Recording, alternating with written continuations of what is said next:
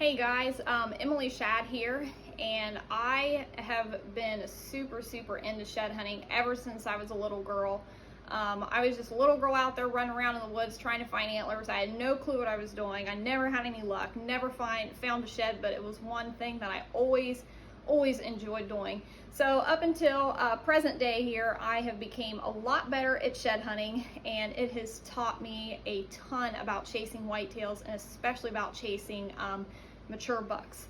So I have a shed story that I would like to share with you on one of my favorite bucks that I've chased called Heavy.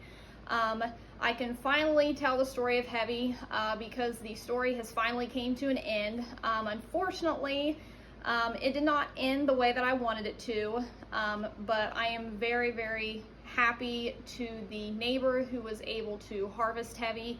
He highly deserved it. It was his biggest buck to date. I was super stoked for him.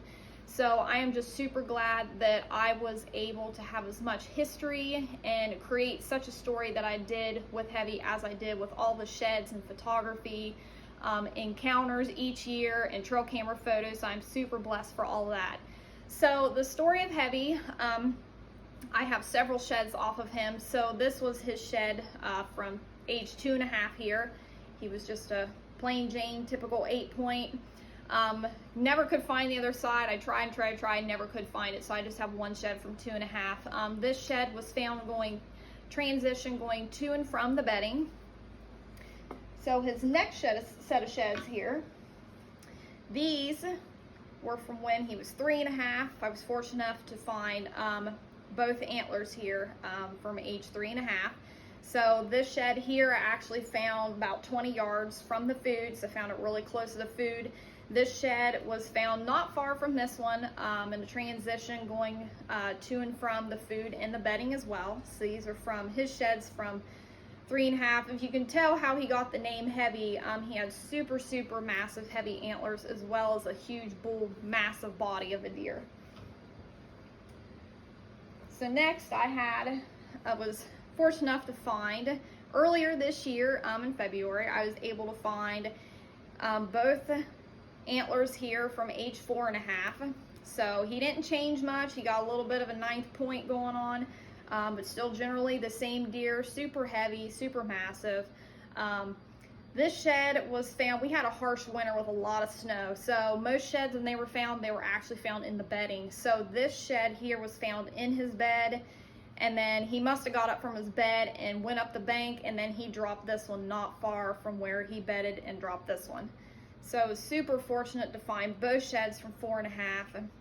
Moving on to fall of 2021, he was one of my absolute main target deer that I was going to target this fall. He was officially going to be 5.5 mature years of age, so I was super pumped to be able to chase him. Unfortunately, as many times that I saw him, I could just never seal the deal on Heavy before he moved on to his rut location about the 3rd week of October. He did that every single year. I was trying to get him killed before then, but I couldn't. So he moved off to his rut spot the 3rd week of October, and that's when the neighbor was fortunate enough to harvest him. So he was super excited, his biggest buck to date. I was able to go over and actually put my hands on Heavy, which was a big bittersweet moment to finally put the story to end, to be able to put my hands on him. I was super happy for him.